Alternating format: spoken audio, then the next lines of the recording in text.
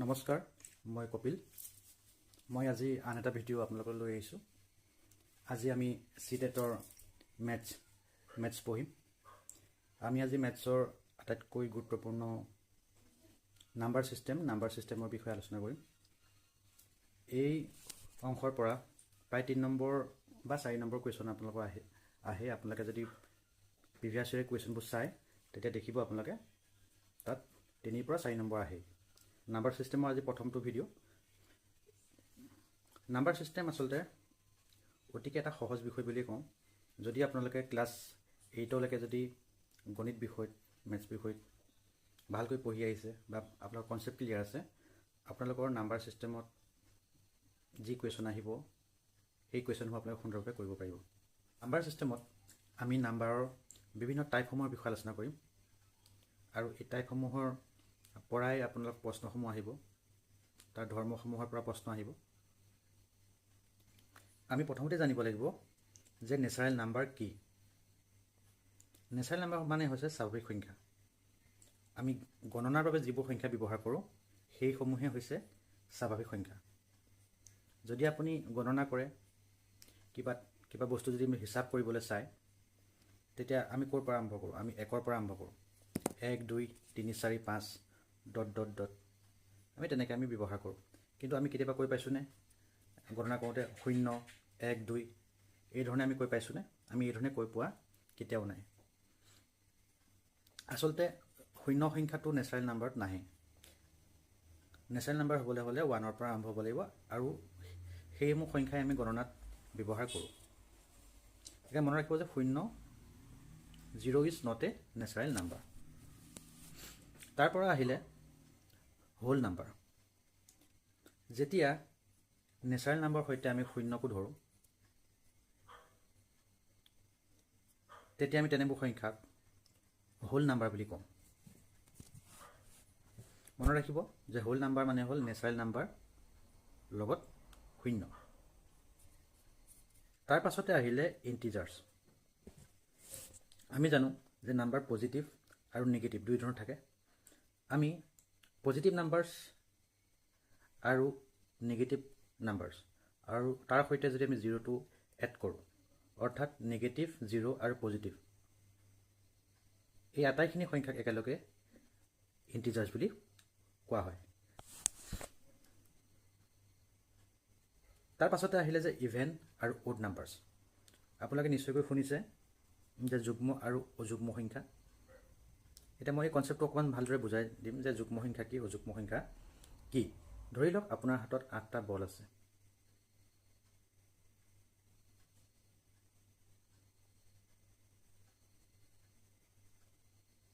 ইয়াত দেখিলে 8টা বল আছে। যদি এই 8টা বল যদি আমি দুটা দুটাকৈ জোৰ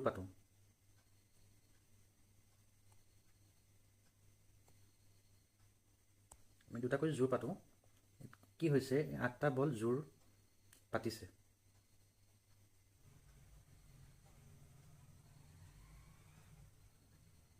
আমি ইয়াত 1 পেয়াৰ, 2 পেয়াৰ, 3 পেয়াৰ আৰু আমি ইয়াত 4 পেয়াৰ পাইছোঁ।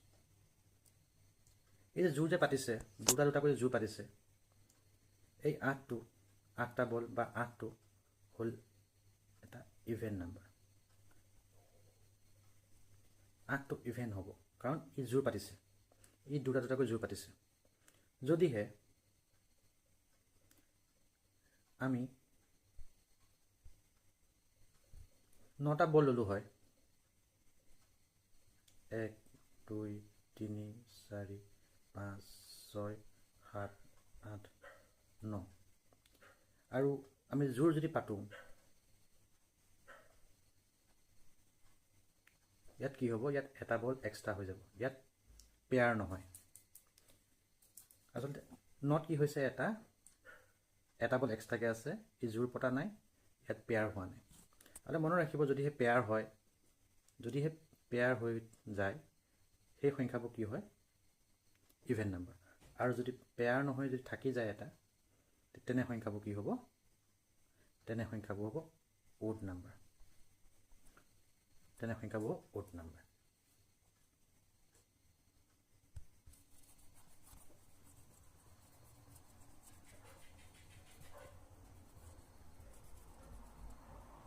যদি আমি 10লৈকে যে চাওঁ, আমি যদি 10লৈকে চাওঁ, 1ত পেয়াৰ হৈছেনে? ইয়াত পেয়াৰ নাই হোৱা। 2ত পেয়াৰ হৈছে। 3ত পেয়াৰ হ'বনে? 1 2 3টা। ইয়াতো পেয়াৰ নহয়। এনেধৰণে যদি আমি চাওঁ, আপোনালোকে যদি এইটো পেয়াৰ হিচাপত যদি কৰি চায়, বল হিচাপত যদি ধৰি চায়, আপোনালোকে দেখিব 4 5 6 7 8 9 আৰু 10। ইয়াত কি হ'ব? 4টো পেয়াৰ হ'ব, 6টো পেয়াৰ থাকিব, 8ৰ পেয়াৰ থাকিব আৰু 10ৰ পেয়াৰ থাকিব। কিন্তু বাকীকেইটা সংখ্যা যেনে 1 3 5 7 9 এইকেইটা সংখ্যা যদি পেয়াৰ কৰিবলৈ চাওঁ, তেতিয়া এটা বাকী থাকিব, অৰ্থাৎ এইখিনি পেয়াৰ নহয়। এই যিখিনি পেয়াৰ হ'ল সেইখিনিক আমি কি ইভেন বুলি ক'ম, আৰু যিখিনি পেয়াৰ নহয় সেইখিনি হ'ব অড নাম্বাৰ। এতিয়া আপোনালোকে গম পালে যে 2 4 6 8 আৰু 10 এইকেইটা হৈছে যুগ্ম সংখ্যা। এইকেইটাৰ সহায়তে আমি সংখ্যাটো যিমানেই ডাঙৰ নহওক, আমি যুগ্ম নে অযুগ্ম আমি নিৰ্ণয় কৰিব পাৰোঁ।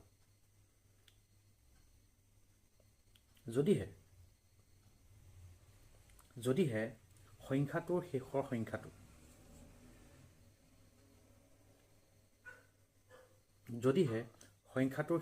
অংকটো 2 4 6 8 আৰু এই 0 হয়, তেতিয়া যিকোনো সংখ্যাই হ'ব ইভেন নাম্বাৰ। আৰু ইয়াৰ বাহিৰে যদিহে শেষৰ সংখ্যাটো 1 3 5 7 9 এইকেইটা সংখ্যা থাকে, তেতিয়াহ'লে যিমান ডাঙৰ সংখ্যাই নহওক সেই সংখ্যাটো অড সংখ্যা বা অযুগ্ম সংখ্যা হ'ব।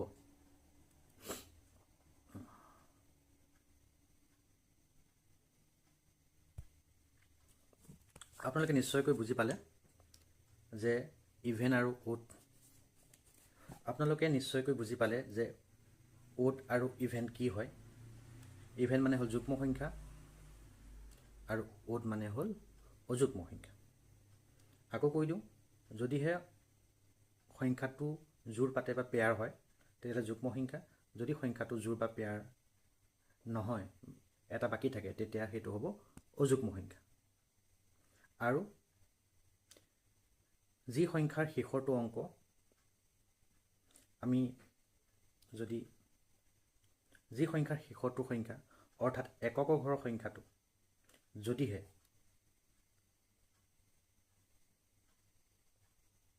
0 2 4 8 হয়, তেতিয়া সংখ্যাটো যুগ্ম সংখ্যা হ'ব বা ইভেন নাম্বাৰ হ'ব।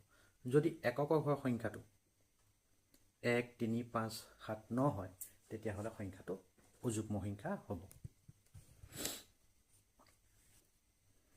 যেতিয়া আমি আকৌ PYQ আৰু MCQসমূহ কৰিম, এই বিষয়সমূহ আকৌ আপোনালোকক বুজাই যাম, আকৌ কথাখিনি আকৌ উনুকিয়াই যাম। যদি কিবা আপোনালোকৰ ডাউট থাকে মোক হোৱাটছআপত মেছেজ কৰিব, মই আপোনালোকৰ ডাউটসমূহ আকৌ ক্লিয়াৰ কৰিম। ইয়াৰ পাছতে আহিলোঁ আমি যে প্ৰাইম নাম্বাৰ। এতিয়া প্ৰাইম নাম্বাৰ মানে অসমীয়াত হৈছে মৌলিক সংখ্যা। নিশ্চয় আপোনালোকে শুনিছে যে মৌলিক সংখ্যা কি। মৌলিক সংখ্যা এনেবোৰ সংখ্যা যিবোৰ সংখ্যাৰ উৎপাদক কেৱল দুটা, সংখ্যাটো নিজে আৰু 1। প্ৰাইম নাম্বাৰসমূহৰ কেৱল দুটা উৎপাদক থাকে। এতিয়া কোনবোৰনো প্ৰাইম নাম্বাৰ আমি চাম। যদিহে আমি 1 সংখ্যাটো লওঁ, 1ৰ যদি উৎপাদক চাওঁ, 1টো আমি কেনেধৰণে পাওঁ? 1 × 1। ইয়াৰ উৎপাদক কেৱল অকল এটাই, ইয়াৰ উৎপাদক 1, কাৰণ আমি 1ৰ লগত 1 পূৰণ কৰিলেহে আমি 1 পাওঁ। যদি আমি 2 চাওঁ, 2টো কেনেধৰণে পাওঁ? 2 × 1।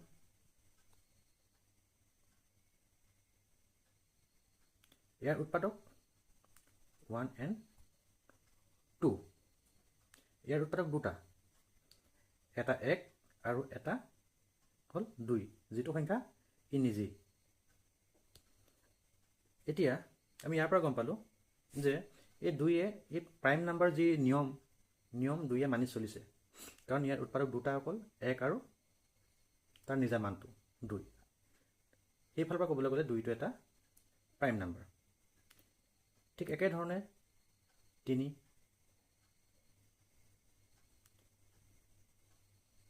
গুণ 3 ইয়াৰ উৎপাদক 1 and 3 তেনেহলে চাবলৈ গ'লে 4 1 into 4 আৰু আহিলে 2 into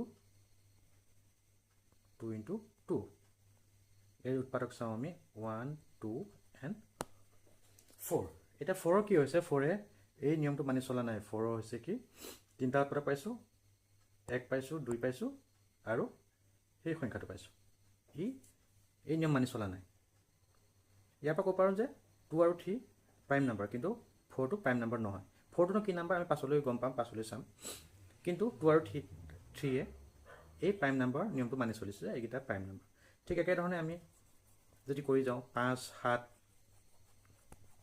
11 এই ধৰণৰ সংখ্যাবোৰ কি হয় তেওঁলোকৰ এটা উৎপাদক থাকে তেওঁলোকৰ দুটা উৎপাদক থাকে সংখ্যাটো নিজে থাকিব আৰু 1 এনে সংখ্যাবোৰ হৈছে প্ৰাইম নাম্বাৰ আমাক উদাহৰণ মই ইয়াত উদাহৰণ দি বুজাই দিছো দেখিছে মই ইয়াত উদাহৰণ দিছো দেখিছে যে 2 3 5 7 11 তেনে ধৰণে 19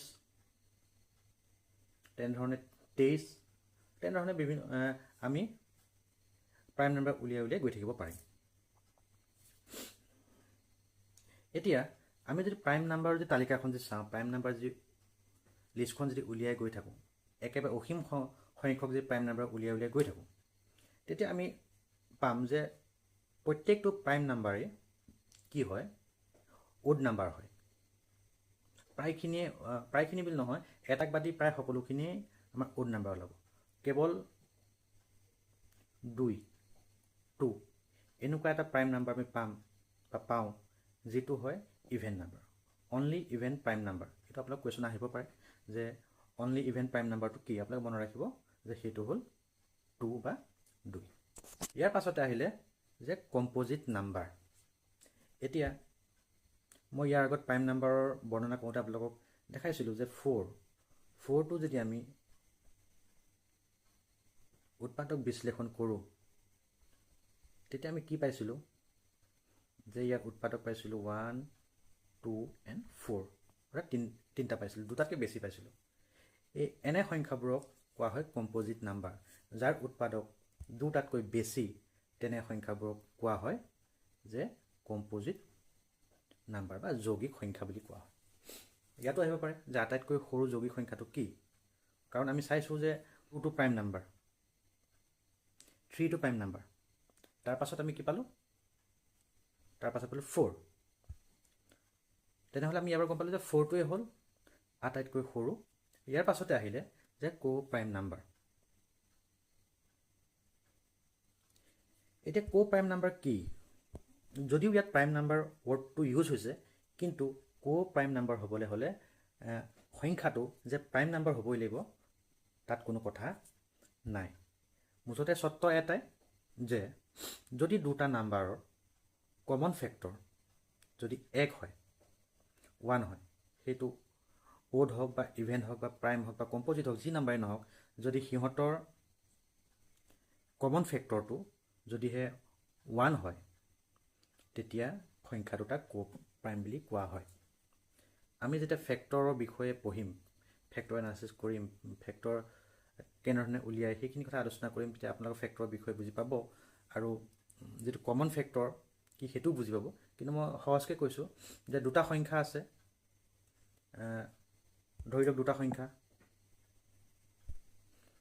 সংখ্যা এটা 4 আছে 4 আমি ফেক্টৰ উলিয়াইছিলো 1 পাইছিলো 2 পাইছিলো আৰু কি পাইছিলোঁ 4 পাইছিলোঁ আৰু এটা সংখ্যা লিখিলোঁ 5 5ৰ তেনেকৈ আছে 1 আৰু 5 এটা কমন ইহঁত এই দুটাৰ যদি আমি ফেক্টৰখিনি যদি কমন যদি চাওঁ তেতিয়া আমি পাম ইয়াতো 1 আছে আৰু ইয়াতো কি আছে 1 আছে কমন মানে হ'ল একে ফেক্টৰ দুই জেগাত দুটাই সংখ্যাতে থকাটোকে কোৱা হয় কমন বুলি কোৱা বা কমন ফেক্টৰ বুলি কোৱা হয় এতিয়া ইয়াত দেখিলোঁ ইয়াতো 1 আছে ইয়াতো 1 আছে ইয়াত কমন ফেক্টৰটো হ'ল ইহঁত দুটাৰ 1 তাৰ পৰা ক'ব পাৰোঁ যে 4 and 5 এটা কি হ'ল কো-প্ৰাইম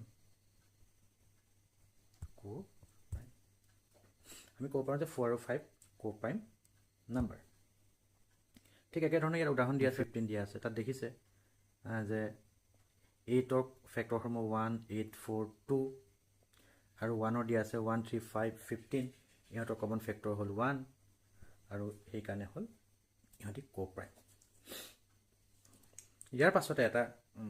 ইয়াৰ পাছতে আমি আহিলোঁ যে টুইন প্ৰাইম নাম্বাৰ এই টুইন প্ৰাইম নাম্বাৰৰ ওপৰত আপোনালোকে যোৱা বছৰ পেপাৰখন যে চাই যে যোৱা বছৰ পেপাৰখনৰ এটা কুৱেশ্যন আহিছে এতিয়া টুইন প্ৰাইম নাম্বাৰ এতিয়া কি এতিয়া যদি আমি প্ৰাইম নাম্বাৰৰ যদি তালিকাখন যে চাওঁ যদি 10লৈকে যে চাওঁ যে পাম 2 3 5 7 এতিয়া আমি যদি ইহঁতৰ মাজত ডিফাৰেঞ্চটো চাওঁ 2 আৰু 3 মাজত ডিফাৰেঞ্চ কিমান আছে 1 3 আৰু 5ৰ মাজত ডিফাৰেঞ্চ কিমান আছে 2 5 আৰু 7ৰ মাজত ডিফাৰেঞ্চ কিমান আছে 2 আৰু ধৰি ললোঁ ইয়াৰ পাছৰ প্ৰাইম নাম্বাৰটো হ'ল 11 আৰু ইয়াৰ মাজত ডিফাৰেঞ্চ কিমান আছে 4 এতিয়া যদি আমি এনেধৰণে উলিয়াই গৈ থাকোঁ যে কিছুমান নাম্বাৰ পাম কিছুমান প্ৰাইম নাম্বাৰ কিছুমান পাম যে যাৰ ওচৰৰ প্ৰাইম নাম্বাৰটোৰ লগত ডিফাৰেঞ্চ সদায় 2 থাকিব তেনেধৰণে যদি 13 হয় ইয়াৰ মাজত ডিফাৰেঞ্চ 2 থাকিব এটা টুইন প্ৰাইম মানে হ'ল যে যি দুটা প্ৰাইম নাম্বাৰৰ মাজৰ ডিফাৰেঞ্চ বা ডাঙৰটো বা সৰুটো বিয়োগ কৰিলে যদি 2 হয় ডিফাৰেঞ্চ যদি 2 থাকে তেতিয়াহ'লে সিহঁতক কি কোৱা হয় টুইন প্ৰাইম এটা কোৱা হ'ব টুইন প্ৰাইম বহুত সহজ এই বস্তুটো যোৱা বছৰ আহিছিলে আৰু নিশ্চয়কৈ কি হয় চিটেটত কুৱেশ্যনবোৰ ৰিপিট হয় আপোনালোকে যদি 10 বছৰ কুৱেশ্যন যদি চায় তেতিয়া আপোনালোকে গম পাব যে বহুত কুৱেশ্যন ৰিপিট হৈ গৈ থাকে আৰু এইটো যে ৰিপিট নহ'ব কোনো কথা নাই হৈ যাব পাৰে যোৱাবাৰ টুইন প্ৰাইম আহিছে এবাৰ টুইন প্ৰাইম আহিব পাৰে বা যোৱাবাৰ টুইন প্ৰাইমৰ বিষয়ে আহিছে এবাৰ কো-প্ৰাইমৰ বিষয়েও আহিব পাৰে ইয়াৰ পাছতে আহিলে যে ৰেচনেল নাম্বাৰ এতিয়া ৰেচনেল নাম্বাৰ বা পৰিমেয় সংখ্যা কি যিবোৰ সংখ্যা P/Q এইটো ফৰ্মত লিখিব পাৰি সেইবোৰে হৈছে যে ৰেচনেল নাম্বাৰ যেনেধৰণে উদাহৰণ দিয়া আছে 1/2 3/4 5/8 এই ধৰণৰ কিন্তু তাত এটা ধৰ্ম আছে যে Q not equal to 0 Qটো কেতিয়াও 0 হ'ব নোৱাৰিব আৰু এটা কথা যে আমাক এই ধৰণৰ ভগ্নাংশ দি পেলাই এই ধৰণৰ ফ্ৰেকশ্যন দি পেলাই আমাক নুসুধে যে কোনটো ৰেচনেল নাম্বাৰ কোনটো ইৰেচনেল নাম্বাৰ নুসুধে আমাক কিছুমান ডেচিমেল নাম্বাৰ দি পেলাই সুধিব যে কোনটো ৰেচনেল বা কোনটো ইৰেচনেল এই কথাটো হ'ল যে কোনবোৰ ৰেচনেল আৰু কোনবোৰ ইৰেচনেল আমি কেনেকৈ গম পাম দশমিকত থাকিলে পইণ্টত থাকিলে এইবোৰ মনত ৰাখিব মই লিখিলোঁ 0.5 লিখিছোঁ এতিয়া 0.5 এইটো কি হৈছে ইয়াতে ষ্টপ হৈ গৈছে 0.5তে বস্তুটো ষ্টপ হৈ গৈছে ই কি কৰা নাই ই ৰিপিট কৰা নাই ই টাৰ্মিনেট হৈ গৈছে কি হৈছে ই টাৰ্মিনেটিং হৈ গৈছে এই এনেবোৰ সংখ্যা ৰেচনেল নাম্বাৰ আৰু যেনিবা লিখিলোঁ 0.252525 এই ধৰণে গৈ আছে 25 গৈ আছে ইয়াত কি হৈছে 25 ৰিপিট হৈছে এই এনেকুৱা ৰিপিটিং সংখ্যাবোৰ ৰেচনেল নাম্বাৰ ধৰিলোঁ 0.6666 ৰিপিটিং হৈ গৈ আছে। দশমিক ডেচিমেলত বহুত দূৰলৈ গৈ আছে, ইনফিনিটিলৈ গৈ আছে, কিন্তু ৰিপিটিং হৈ গৈ আছে। ইউ কি হ'ব? Rational number. এনে ধৰণৰ কুৱেশ্যনে আহে বিশেষকৈ ৰেচনেল নাম্বাৰৰ কাৰণে। আৰু ইৰেচনেল নাম্বাৰ।